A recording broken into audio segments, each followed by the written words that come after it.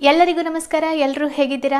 ನಿಮ್ಮ ಒಂದು ಎಲ್ಲ ಸ್ಪರ್ಧಾತ್ಮಕ ಪರೀಕ್ಷೆಗಳಿಗೆ ಅನುಕೂಲ ಆಗಲಿ ಅನ್ನುವಂಥ ದೃಷ್ಟಿಯಿಂದ ಭಾರತದ ಸಂವಿಧಾನದ ಪ್ರಶ್ನೋತ್ತರಗಳ ಸರಣಿಯನ್ನು ಸ್ಟಾರ್ಟ್ ಮಾಡ್ತಾ ಇದ್ದೀನಿ. ಇವತ್ತಿಂದು ಸರಣಿ 1. ಹಾಗಾದರೆ ಕ್ಲಾಸನ್ನು ಸ್ಟಾರ್ಟ್ ಮಾಡೋಣ. ಮೊದಲನೇ ಪ್ರಶ್ನೆಯನ್ನು ನೋಡೋಣ. ಓಕೆ, ಸೊ ಮೊದಲನೇ ಪ್ರಶ್ನೆ ಏನಿದೆ ಅಂತ ಹೇಳಬೇಕಂದ್ರೆ, ಪಂಚಾಯತ್ ಸದಸ್ಯರಾಗಿ ಆಯ್ಕೆ ಮಾಡಲು ನಿಗದಿಪಡಿಸಿದ ಕನಿಷ್ಠ ವಯಸ್ಸು ಎಷ್ಟು ಅಂತ. 18 ವರ್ಷ, 22 ವರ್ಷ, 21 ವರ್ಷ ಮತ್ತು 15 ವರ್ಷ ಅಂತ ಇದೆ. ಸೊ ಪಂಚಾಯತ್ ಸದಸ್ಯರಾಗಿ ಆಯ್ಕೆ ಮಾಡಲಿಕ್ಕೋಸ್ಕರ ನಮ್ಮ ಒಂದು ಸಂವಿಧಾನದಲ್ಲಿ ನಿಗದಿಪಡಿಸಲಾದಂಥ ಒಂದು ವಯೋಮಿತಿ ಅಂದರೆ 21 ವರ್ಷಗಳು. ಸೊ ಈ ಒಂದು ಪಂಚಾಯತ್ ಚುನಾವಣೆಗೆ ಸ್ಪರ್ಧಿಸುವ ಕನಿಷ್ಠ ವಯೋಮಿತಿ 21 ವರ್ಷ. ಎಲ್ಲ 3 ಹಂತಗಳಲ್ಲಿ, ಅಂದರೆ ಈಗ ನೋಡಿ 3 ಹಂತಗಳಲ್ಲಿ ನಾವು ಈ ಪಂಚಾಯತ್ ವ್ಯವಸ್ಥೆಯನ್ನು ನೋಡ್ಬೋದಾಗಿದೆ. ಗ್ರಾಮ ಪಂಚಾಯತ್, ತಾಲೂಕ್ ಪಂಚಾಯತ್ ಮತ್ತು ಜಿಲ್ಲಾ ಪಂಚಾಯತ್ ಅಂತ. ಸೊ ಇಲ್ಲಿ ಎಲ್ಲ 3 ಹಂತಗಳಲ್ಲಿ ಪಂಚಾಯತ್ಗಳಲ್ಲಿ ಯಾರಿಗೆ ಸ್ಥಾನಮಾನಗಳನ್ನು ಮೀಸಲಾಗಿ ಇಡಲಾಗಿದೆ ಅಂದರೆ SC ಮತ್ತು STಗಳಿಗೆ ಸ್ಥಾನಗಳನ್ನು ಮೀಸಲಿಡಲಾಗಿದೆ. ಯಾವುದರಲ್ಲಿ ಅಂದರೆ ಸದಸ್ಯರಾಗಲಿಕ್ಕೆ, ಅದೇ ರೀತಿಯಾಗಿ ಅಧ್ಯಕ್ಷರಾಗಲಿಕ್ಕೆ ಈ ಒಂದು ಸ್ಥಾನಗಳನ್ನು ಮೀಸಲಾತಿ ಇಡಲಾಗಿದೆ. ಸೊ ಎಲ್ಲ 3 ಹಂತಗಳಲ್ಲಿ ಪಂಚಾಯತ್ಗಳಲ್ಲಿ ಮಹಿಳೆಯರಿಗೆ 1/3 ಭಾಗದಷ್ಟು ಸದಸ್ಯ ಮತ್ತು ಅಧ್ಯಕ್ಷತೆಯ ಒಂದು ಸ್ಥಾನದಲ್ಲಿ 1/3 ರಿಸರ್ವೇಷನನ್ನು ಮಹಿಳೆಯರಿಗೆ ಮಾಡಲಾಗಿದೆ. ಈ ಒಂದು ಪ್ರೊವಿಷನನ್ನು ನೋಡ್ಬೋದು. ಇದಷ್ಟೇ ಅಲ್ಲ, ಪಂಚಾಯತ್ಗಳ ಒಂದು ಅಧಿಕಾರ ಅವಧಿ ಅಂತ ಕೇಳಿದರೆ 5 ವರ್ಷಗಳ ಅಧಿಕಾರ ಅವಧಿಯನ್ನು ನಿಗದಿಪಡಿಸಲಾಗಿದೆ. ಒಂದು ವೇಳೆ ಯಾವುದೇ ಒಂದು ಪಂಚಾಯತನ್ನು ಯಾವುದಾದ್ರೂ ಕಾರಣಗಳಿಂದ ರದ್ದುಗೊಳಿಸಿದರೆ ಎಷ್ಟು ತಿಂಗಳ ಒಳಗೆ ಚುನಾವಣೆಗಳನ್ನು ನಡೆಸಲಾಗುತ್ತೆ ಅಂತ ಕೂಡ ಪ್ರಶ್ನೆ ಬಂದಿದೆ. 6 ತಿಂಗಳೊಳಗಾಗಿ ಹೊಸ ಚುನಾವಣೆಗಳನ್ನು ನಡೆಸಬೇಕಾಗತ್ತೆ. ಸೊ ಪಂಚಾಯತ್ಗಳಿಗೆ ಚುನಾವಣೆ ನಡೆಸಲು ಯಾರಿಗೆ ಅಧಿಕಾರ ಇದೆ ಅಂತ ಕೇಳಿದರೆ, ಸೊ ಇಲ್ಲಿ ರಾಜ್ಯ ಚುನಾವಣಾ ಆಯೋಗ ಏನು ಪ್ರತಿಯೊಂದು ರಾಜ್ಯದಲ್ಲಿ ರಾಜ್ಯ ಚುನಾವಣಾ ಆಯೋಗ ಇರುತ್ತೆ. ಅದರ ಅನುಗುಣವಾಗಿ ಪ್ರತಿ ಪಂಚಾಯತ್ಗಳಲ್ಲಿ ಚುನಾವಣೆಗಳನ್ನು ನಡೆಸಲಾಗುತ್ತೆ. ಮತ್ತು ಪಂಚಾಯತ್ಗಳ ಆರ್ಥಿಕ ಸ್ಥಿತಿಯನ್ನು ಪರಿಶೀಲಿಸಲು ಪ್ರತಿ 5 ವರ್ಷಗಳಿಗೆ ಒಮ್ಮೆ ಏನು ಮಾಡಲಾಗತ್ತೆ, ರಾಜ್ಯ ಹಣಕಾಸು ಆಯೋಗವನ್ನು ನಮ್ಮ ಸಂವಿಧಾನದಲ್ಲಿ ಏನು ಸ್ಥಾಪನೆ ಮಾಡಲಿಕ್ಕೆ ಅಧಿಕಾರವನ್ನು ನೀಡಲಾಗಿದೆ. ಸೊ ಒಂದು ಕ್ವಶನ್ನಿಂದ ನೀವು ಇಷ್ಟೆಲ್ಲ ಬೇರೆ ಬೇರೆ ಟಾಪಿಕ್ಗಳಿಗೆ ಸಂಬಂಧಪಟ್ಟಂತೆ ಆನ್ಸರ್ ನಿಮಗೆ ಸಿಕ್ಕಿದೆ ಅಂತ ಹೇಳ್ಬೋದು. ಯಾಕಂದರೆ ಎಲ್ಲ ಕ್ವಶನ್ಸ್ಗಳನ್ನು ನಿಮ್ಮ ಎಕ್ಸಾಮಲ್ಲಿ ಕೇಳಿದ್ದಾರೆ. ಸೊ ಇನ್ನೊಮ್ಮೆ ಹೇಳಿಬಿಡ್ತೀನಿ. ಸೊ ಪಂಚಾಯತ್ ಸದಸ್ಯರಾಗಲಿಕ್ಕೆ ಅಧಿಕಾರ ಒಂದು ವಯೋಮಿತಿ ಅಂತ ಕೇಳಿದರೆ 21 ವರ್ಷ. ಪಂಚಾಯತ್ಗಳ ಒಂದು ಅಧಿಕಾರ ಅವಧಿ ಎಷ್ಟಿರುತ್ತೆ? 5 ವರ್ಷ. ಒಂದು ವೇಳೆ ಪಂಚಾಯತನ್ನು ರದ್ದುಗೊಳಿಸಿದ್ರೆ 6 ತಿಂಗಳ ಒಳಗಾಗಿ ಪಂಚಾಯತ್ ಚುನಾವಣೆಯನ್ನು ನಡೆಸಬೇಕಾಗತ್ತೆ. ಪಂಚಾಯತ್ಗಳಲ್ಲಿ ಚುನಾವಣೆಯನ್ನು ನಡೆಸುವಂಥ ಅಧಿಕಾರ ಯಾರಿಗೆ ಇದೆ? ರಾಜ್ಯ ಚುನಾವಣಾ ಆಯೋಗಕ್ಕೆ ಇದೆ. ಮತ್ತು ಪಂಚಾಯತ್ಗಳಲ್ಲಿ ಹಣಕಾಸು ಸುಧಾರಿಸಲಿಕ್ಕೋಸ್ಕರ ಪ್ರತಿ 5 ವರ್ಷಗಳಿಗೊಮ್ಮೆ ರಾಜ್ಯ ಹಣಕಾಸು ಆಯೋಗವನ್ನು ನೇಮಕ ಮಾಡಲಾಗತ್ತೆ.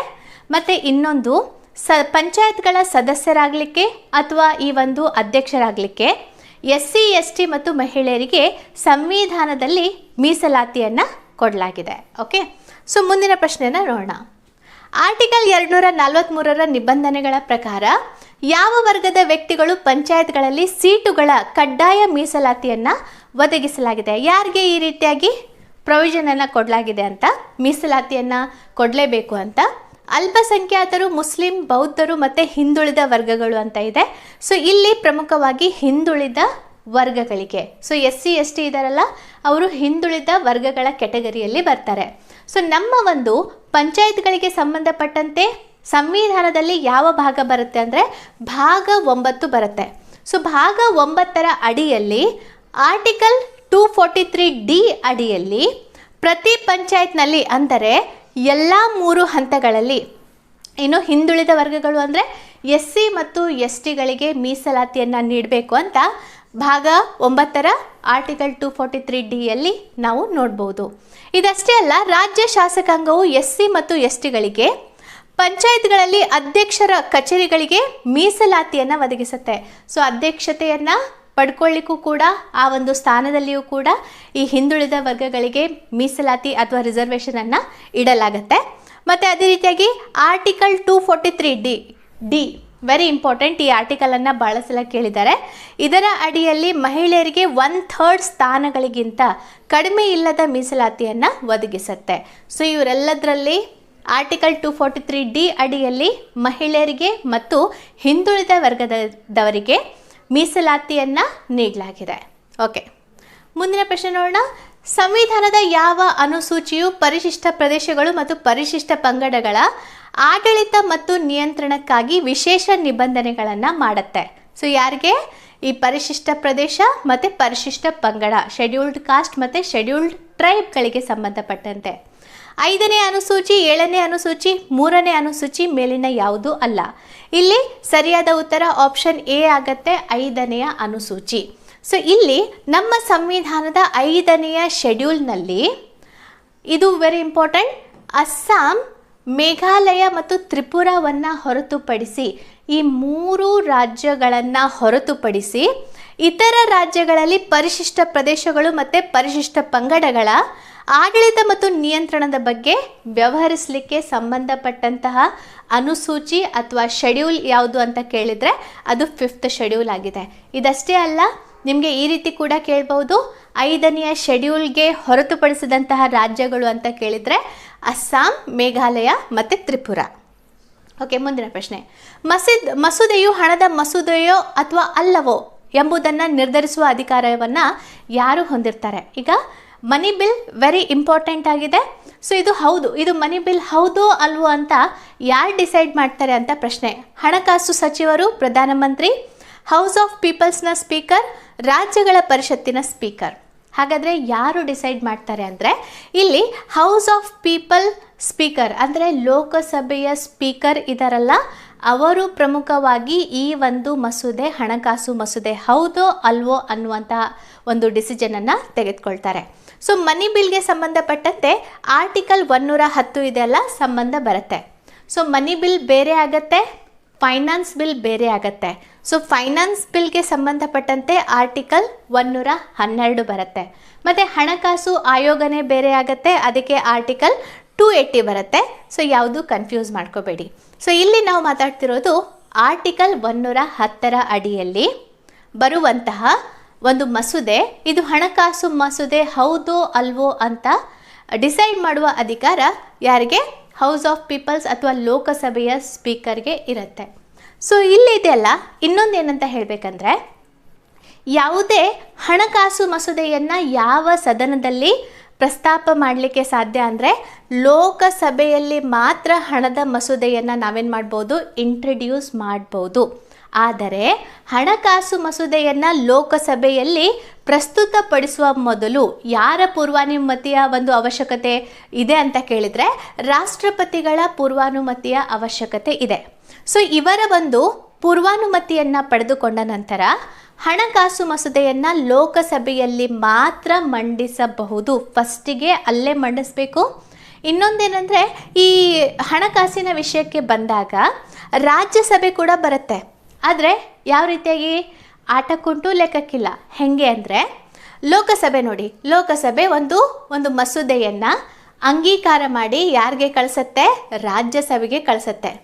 ಸೊ ರಾಜ್ಯಸಭೆ ಇದೆಯಲ್ಲ, ಆ ಒಂದು ಹಣಕಾಸು ಮಸೂದೆಯಲ್ಲಿ ಕೆಲವೊಂದು ತಿದ್ದುಪಡಿಗಳನ್ನು ಮಾಡಲಿಕ್ಕೆ ಅಥವಾ ಕೆಲವೊಂದು ಚೇಂಜಸ್ಗಳನ್ನು ಮಾಡಲಿಕ್ಕೆ ಶಿಫಾರಸನ್ನು ಮಾಡಬಹುದು. ಆದರೆ ಆ ಶಿಫಾರಸನ್ನು ಮಾಡಬಹುದು ಅಥವಾ ಮಾಡದೇ ಇರುವಂತಹ ಒಂದು ಅಧಿಕಾರ ಯಾರಿಗೆ ಇದೆ? ಲೋಕಸಭೆಗೆ. ಅಂದರೆ ಕಂಪಲ್ಸರಿ ಮಾಡಲೇಬೇಕು ಅಂತ ಇಲ್ಲ. ಲೋಕಸಭೆಗೆ ಅನಿಸಿದರೆ ಮಾಡ್ಬೋದು, ಲೋಕಸಭೆಗೆ ಅನಿಸಲಿಲ್ಲ ಅಂದರೆ ಮಾಡಲ್ಲ.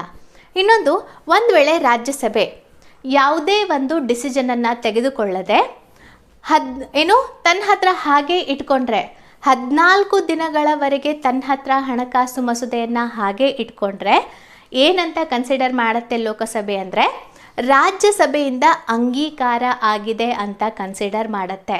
ಸೊ ಅಂತಹ ಸಂದರ್ಭದಲ್ಲಿ ಈ ಒಂದು ಲೋಕಸಭೆ ಆ ಒಂದು ಮಸೂದೆಯನ್ನು ರಾಜ್ಯಸಭೆಯಲ್ಲಿಯೂ ಕೂಡ ಮಂಡಿಸಲಾಗಿದೆ ಅಂದರೆ ಅಲ್ಲಿಂದ ಇದು ಎಕ್ಸೆಪ್ಟ್ ಮಾಡಲಾಗಿದೆ ಅಂತ ಕನ್ಸಿಡರ್ ಮಾಡಿ ಫೈನಲ್ ಆಗಿ ರಾಷ್ಟ್ರಪತಿಗಳ ಒಪ್ಪಿಗೆಗೆ ಹೋಗುತ್ತೆ. ಇನ್ನೊಂದು ಮೇನ್ ಪಾಯಿಂಟ್, ರಾಷ್ಟ್ರಪತಿಗಳು ಹಣಕಾಸು ಮಸೂದೆಗೆ ಸಿಗ್ನೇಚರನ್ನು ಮಾಡಲೇಬೇಕು. ಯಾಕೆ ಅಂತ ಹೇಳಬೇಕಂದ್ರೆ ಇಲ್ಲಿ ಅವರು ನಿರಾಕರಣೆ ಮಾಡಲಿಕ್ಕೆ ಆಗಲ್ಲ. ಅವರ ಒಂದು ಪೂರ್ವಾನುಮತಿಯಿಂದಲೇ ತಾನೇ ಅದನ್ನು ನಾವು ಇಂಟ್ರಡ್ಯೂಸ್ ಮಾಡಿದ್ದು. ಸೊ ಅದಕ್ಕೆ ರಾಷ್ಟ್ರಪತಿಗಳು ಫೈನಲ್ ಒಂದು ಮಸೂದೆಯನ್ನು ಅವರ ಒಂದು ಎಕ್ಸೆಪ್ಟೆನ್ಸ್ ಸಿಗ್ನೇಚರ್ ಇದೆಯಲ್ಲ ಅದನ್ನು ಕೊಡಲೇಬೇಕಾಗತ್ತೆ. ಸೊ ಇಲ್ಲಿ ಸರಿಯಾದ ಉತ್ತರ ಆಪ್ಷನ್ ಸಿ. ಓಕೆ, ಇನ್ನೊಂದೇನೆಂದರೆ ಸೊ ಭಾರತದ ಉಪರಾಷ್ಟ್ರಪತಿಗಳು ಕೌನ್ಸಿಲ್ ಆಫ್ ಸ್ಟೇಟ್ ಅಂದರೆ ರಾಜ್ಯಸಭೆಯ ಪದನಿಮಿತ್ತ ಅಧ್ಯಕ್ಷರಾಗಿರ್ತಾರೆ. ಓಕೆ, ಎಕ್ಸ್ ಆಫಿಷಿಯೋ ಚೇರ್ಮನ್ ಆಗಿರ್ತಾರೆ ಯಾರು? ಉಪರಾಷ್ಟ್ರಪತಿಗಳು. ಮುಂದಿನ ಪ್ರಶ್ನೆ, ಸಂವಿಧಾನದ ಯಾವ ಅನುಸೂಚಿ ಅಸ್ಸಾಂ, ಮೇಘಾಲಯ, ತ್ರಿಪುರಾ ಬುಡಕಟ್ಟು ಪ್ರದೇಶಗಳ ಆಡಳಿತಕ್ಕಾಗಿ ನಿಬಂಧನೆಗಳನ್ನು ಮಾಡುತ್ತೆ? ಹೌದಾ? 5ನೇ ಅನುಸೂಚಿ, 2ನೇ ಅನುಸೂಚಿ, 6ನೇ ಅನುಸೂಚಿ ಮತ್ತು ಮೇಲಿನ ಎಲ್ಲ. ಇಲ್ಲಿ ಪ್ರಮುಖವಾಗಿ ಯಾವ ಯಾವ ರಾಜ್ಯಗಳು ಇದೆ ಅಂತ ನೋಡ್ಕೊಳ್ಳಿ. ಅಸ್ಸಾಂ, ಮೇಘಾಲಯ, ತ್ರಿಪುರಾ. ಇಲ್ಲಿ ಫಸ್ಟ್ ಕ್ವಶನಲ್ಲಿ ನಾವೇನು ಡಿಸ್ಕಸ್ ಮಾಡಿದ್ವಿ, 5th ಶೆಡ್ಯೂಲ್ನಲ್ಲಿ ಈ ರಾಜ್ಯಗಳನ್ನು ಹೊರತುಪಡಿಸಿ. ಹಾಗಾದರೆ ಈ 3 ರಾಜ್ಯಗಳು ಎಲ್ಲಿ ಬರುತ್ತೆ? 6th ಶೆಡ್ಯೂಲ್ನಲ್ಲಿ ಬರುತ್ತೆ. ಸೊ ಈ 3 ರಾಜ್ಯಗಳಲ್ಲಿ ಬುಡಕಟ್ಟು ಪ್ರದೇಶಗಳ ಆಡಳಿತಕ್ಕಾಗಿ ನಿಬಂಧನೆಗಳನ್ನು ಮಾಡುವ ಅಧಿಕಾರ 6ನೆಯ ಅನುಸೂಚಿಗೆ ಇದೆ ಅಂತ ಹೇಳ್ಬೋದು. ಸೊ 6ನೇ ಅನುಸೂಚಿ ಅಸ್ಸಾಂ, ಮೇಘಾಲಯ, ತ್ರಿಪುರಾ ಮತ್ತು ಮಿಜೋರಾಂ 4 ರಾಜ್ಯಗಳು 6th ಶೆಡ್ಯೂಲ್ ಅಡಿಯಲ್ಲಿ ಬರುತ್ತೆ. ಸೊ ಇಲ್ಲಿನ ಬುಡಕಟ್ಟು ಪ್ರದೇಶಗಳ ಆಡಳಿತಕ್ಕೋಸ್ಕರ ಅಲ್ಲಿನ ರಾಜ್ಯಪಾಲರಿಗೆ ವಿಶೇಷ ಅಧಿಕಾರವನ್ನು ನೀಡಲಾಗಿರುತ್ತೆ. ಸೊ ಅಲ್ಲಿ ಅವರು ಇದ್ದಾರಲ್ಲ, ಆಟೋನಾಮಸ್ ಎಂಟಿಟೀಸ್ ಅಥವಾ ಸ್ವಾಯತ್ತ ಘಟಕಗಳನ್ನಾಗಿ ಆಡಳಿತದ ಒಂದು ದೃಷ್ಟಿಯಿಂದ ರಾಜ್ಯಪಾಲರು ಸ್ವಾಯತ್ತ ಘಟಕಗಳನ್ನಾಗಿ ಅಲ್ಲಿ ಏನು ಮಾಡ್ಬೋದು, ಅಲ್ಲಿನ ಆಡಳಿತವನ್ನು ನಡೆಸಲಿಕ್ಕೆ ಆ ರಾಜ್ಯಪಾಲರಿಗೆ ವಿಶೇಷ ಅಧಿಕಾರ ಇದೆ. ಸೊ 4 ರಾಜ್ಯಗಳು 6ನೇ ಅನುಸೂಚಿ ಅಡಿಯಲ್ಲಿ ಬರುತ್ತೆ, ಅಸ್ಸಾಂ, ಮೇಘಾಲಯ, ತ್ರಿಪುರಾ ಮತ್ತು ಮಿಜೋರಾಂ. ಓಕೆ, ರಾಜ್ಯದ ಲೆಜಿಸ್ಲೇಟಿವ್ ಕೌನ್ಸಿಲ್ನಲ್ಲಿ ಈ ಕೆಳಗಿನ ಯಾವ ವರ್ಗದ ಸದಸ್ಯರನ್ನು ಪ್ರತಿನಿಧಿಸಲಾಗತ್ತೆ? ಓಕೆ, ರಾಜ್ಯದ ಲೆಜಿಸ್ಲೇಟಿವ್ ಕೌನ್ಸಿಲ್. ಸೊ ಇಲ್ಲಿ ಬ್ಯಾಕ್ವರ್ಡ್ ವರ್ಗಗಳ ಪ್ರತಿನಿಧಿ, ಪುರಸಭೆಗಳ ಪ್ರತಿನಿಧಿಗಳು, ಆಂಗ್ಲೋ ಇಂಡಿಯನ್ ಪ್ರತಿನಿಧಿ ಮತ್ತು ಸಂಸತ್ತಿನ ಸದಸ್ಯರು ಅಂತ ಕೇಳಿದ್ದಾರೆ. ಇಲ್ಲಿ ರಾಜ್ಯದ ವಿಷಯ ಬಂದಿದೆ.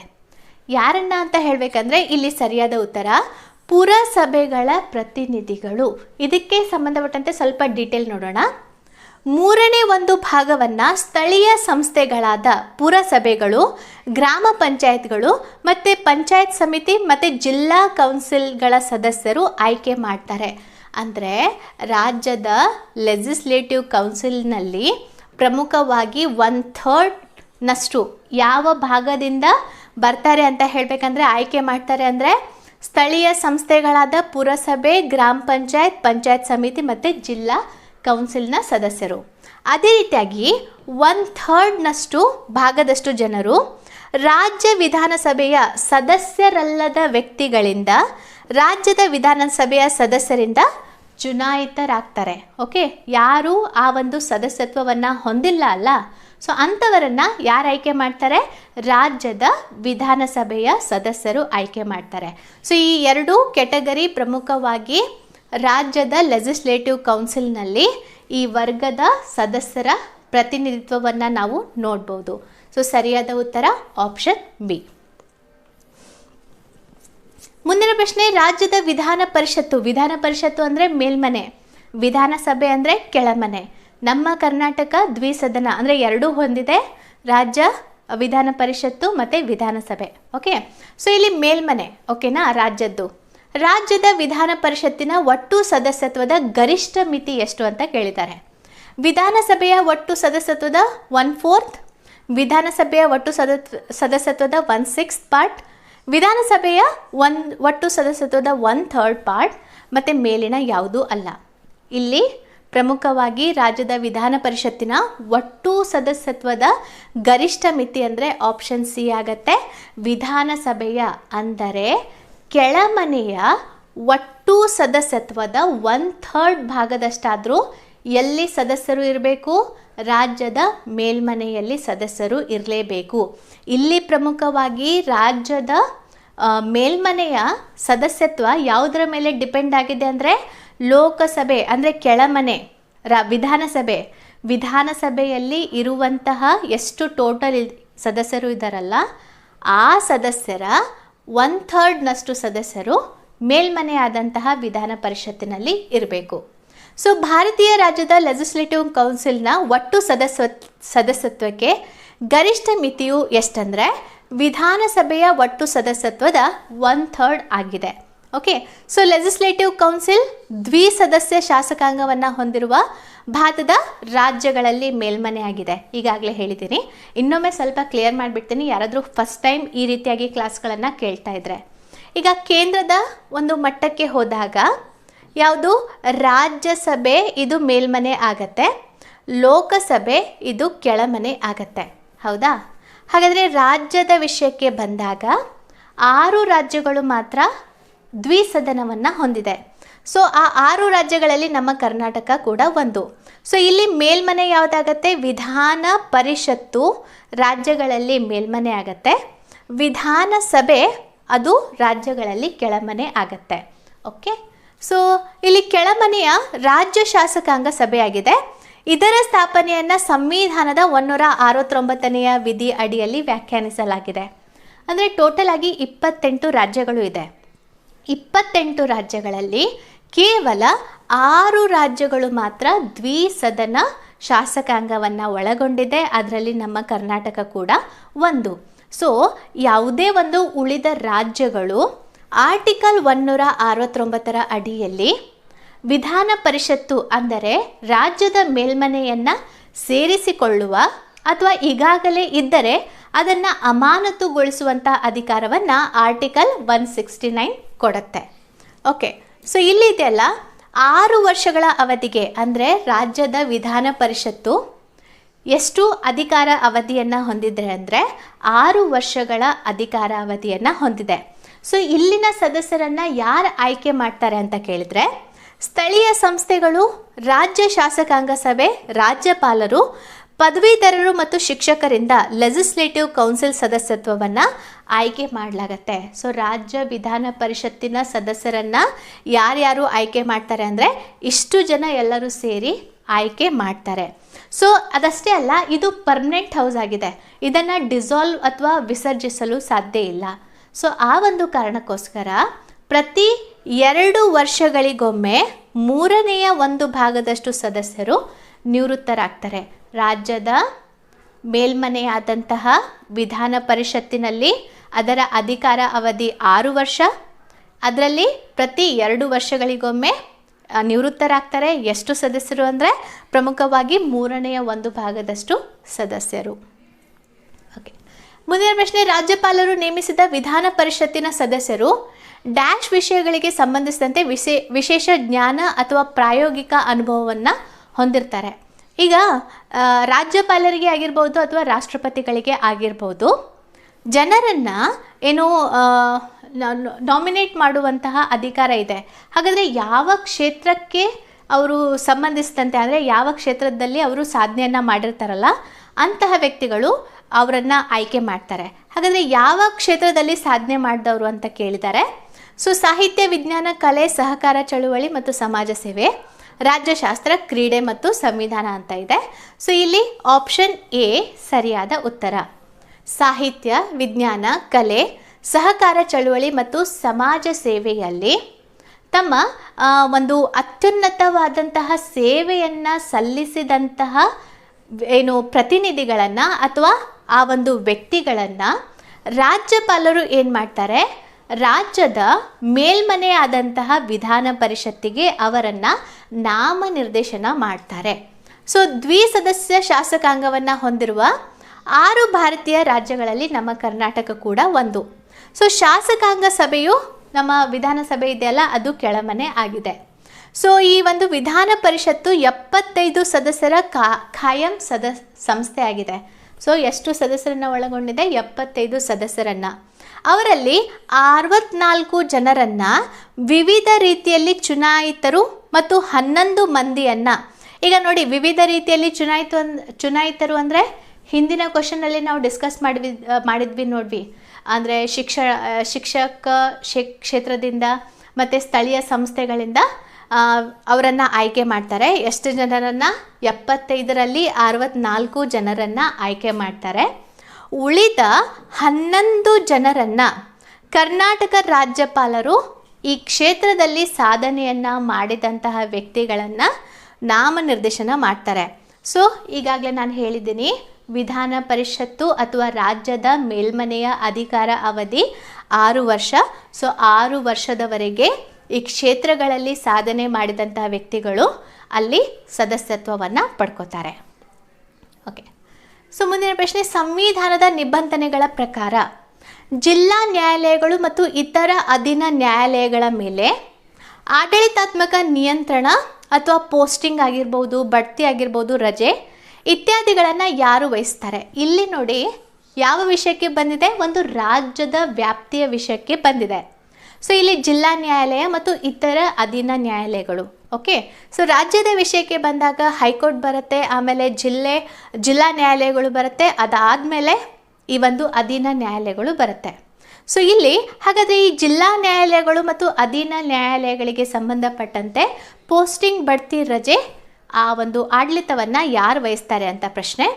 ಭಾರತದ ಸುಪ್ರೀಂ ಕೋರ್ಟ್, ಹೈಕೋರ್ಟ್, ಜಿಲ್ಲಾ ನ್ಯಾಯಾಲಯ ಮೇಲಿನ ಯಾವುದೂ ಅಲ್ಲ.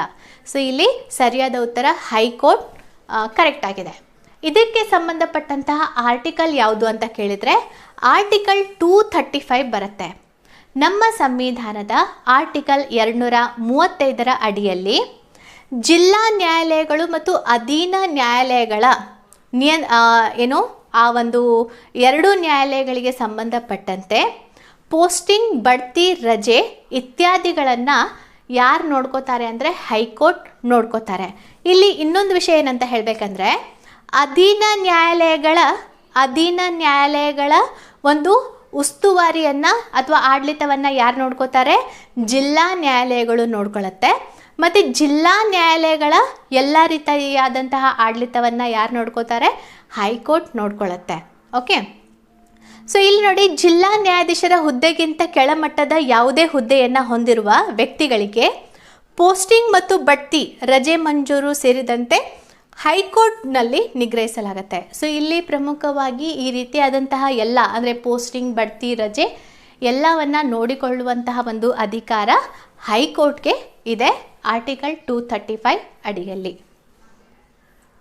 ಓಕೆ, ಸೊ ಪ್ರಸ್ತುತ ಕೇಂದ್ರಾಡಳಿತ ಪ್ರದೇಶಗಳಿಂದ ಲೋಕಸಭೆಯ ಎಷ್ಟು ಸದಸ್ಯರನ್ನು ಆಯ್ಕೆ ಮಾಡ್ಬೋದು?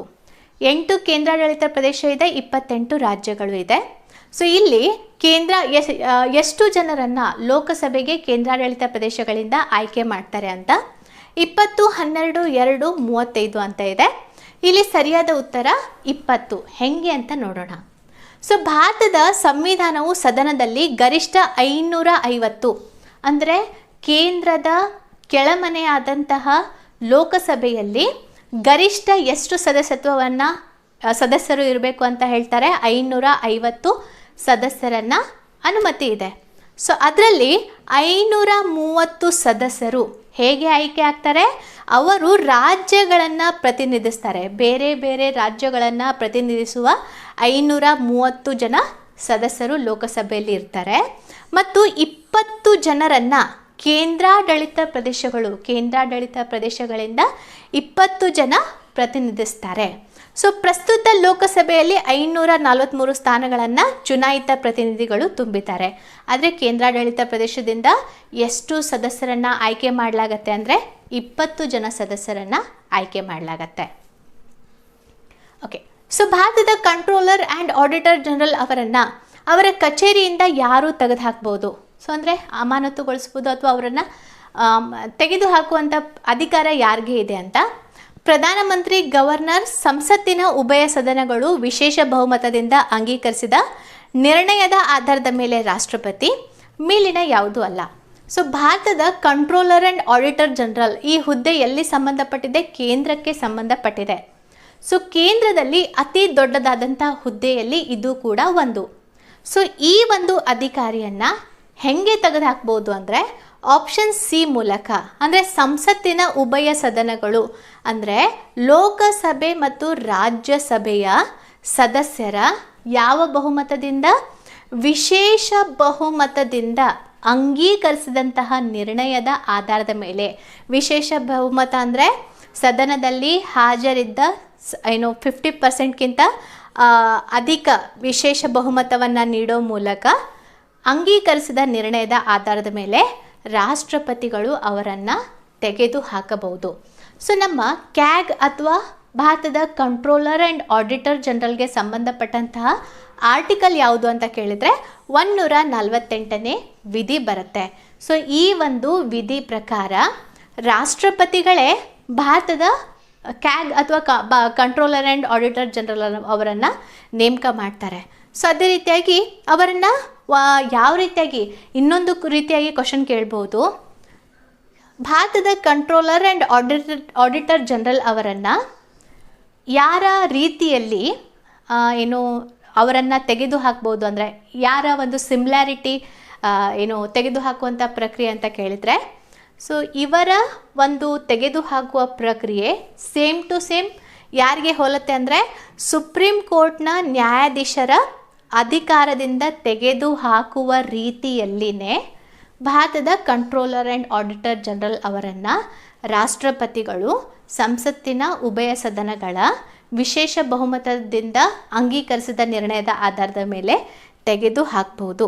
ಸೊ ಹಾಗಾಗಿ CAG ಪದಚ್ಯುತಿಗೆ ಸಂಸತ್ತಿನ ಉಭಯ ಸದನಗಳ ಅನುಮೋದನೆ ಅಗತ್ಯ. ಇದ್ರ ಮೇಲೇ ನೀವು ಅರ್ಥ ಮಾಡ್ಕೋಬೇಕು ಈ ಹುದ್ದೆ ಎಷ್ಟು ಇಂಪಾರ್ಟೆಂಟ್ ಅಂತ. ಯಾಕಂದರೆ ಇವರನ್ನು ತೆಗೆದು ಹಾಕುವ ಪ್ರಕ್ರಿಯೆ ಯಾರಿಗೆ ಸೇಮ್ ಇದೆ ಅಂತ ಹೇಳಬೇಕಂದ್ರೆ ಸುಪ್ರೀಂ ಕೋರ್ಟ್ನ ನ್ಯಾಯಾಧೀಶರನ್ನು ತೆಗೆದು ಹಾಕುವ ಪ್ರಕ್ರಿಯೆಗೆ ಸೇಮ್ ಇದೆ.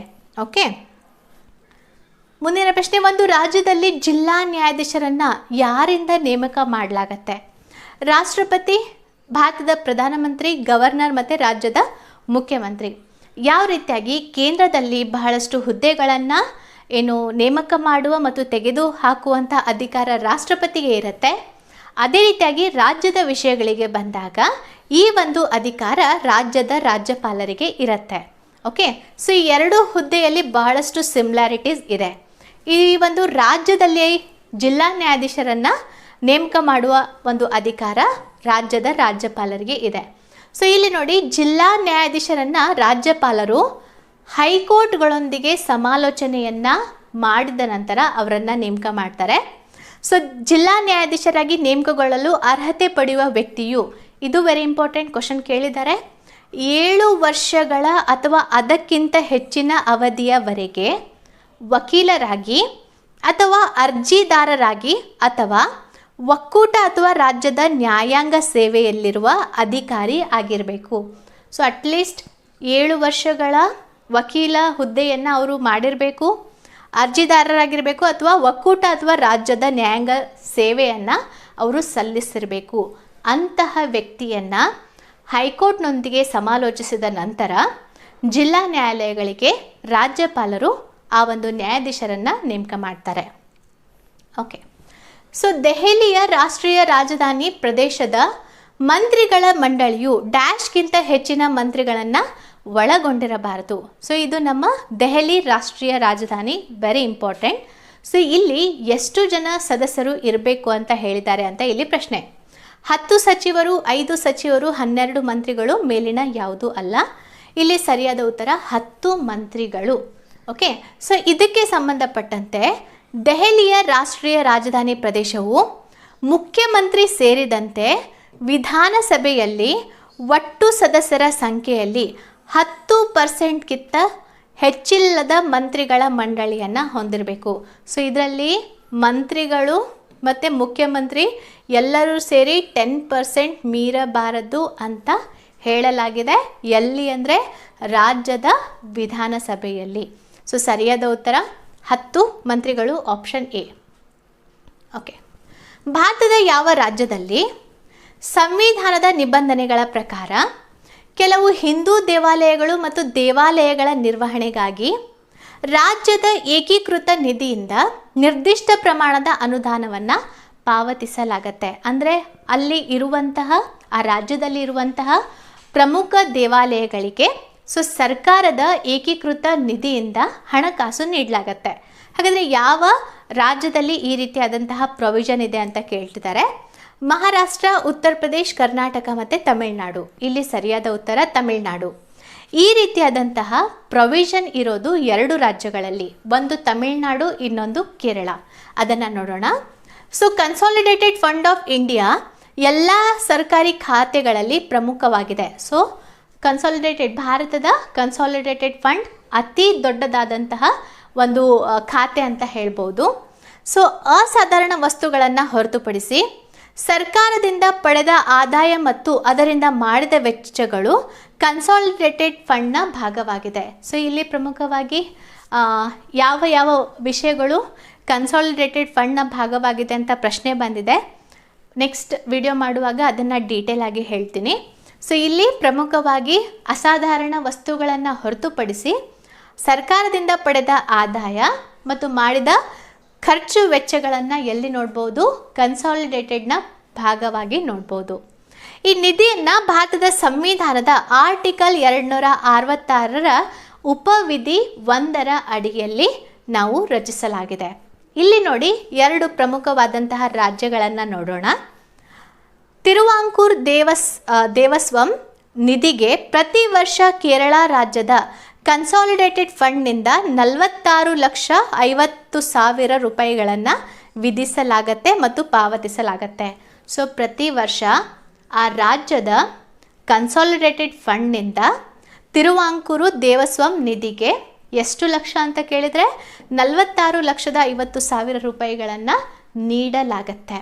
ಅದೇ ರೀತಿಯಾಗಿ ತಮಿಳುನಾಡು ರಾಜ್ಯದ ಏಕೀಕೃತ ನಿಧಿಯಿಂದ 13,50,000 ರೂಪಾಯಿಗಳನ್ನು ಏನು ವಿಧಿಸಲಾಗತ್ತೆ ಮತ್ತು ಪಾವತಿಸಲಾಗತ್ತೆ.